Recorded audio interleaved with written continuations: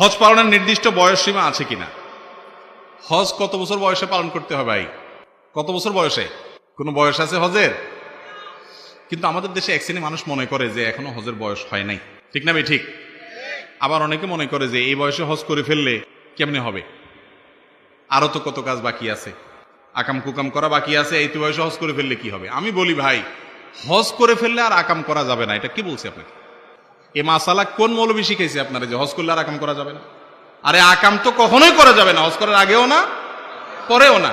হজ করলে আর করা যাবে না তার মানে কি হজ না করলে করা যাবে না? এটা ভুল কথা। এই জন্য হজের কোনো বয়স নাই। হজ ফরজ হয়ে গেছে, সাথে সাথে করে ফেলবেন। আমাদের বাংলাদেশে মানুষ হজ করতে যায় বুড়া বয়সে। মনে করে কি জানেন?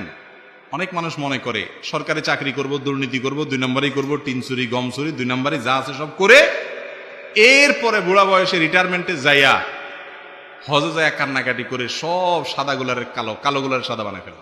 এটা ভুল ধারণা ভাই।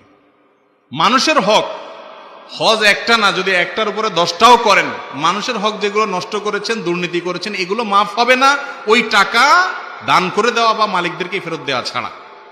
এটা হজে কুলাবে না ভাই। এই জন্য হজ দেরি করবেন না অযথা।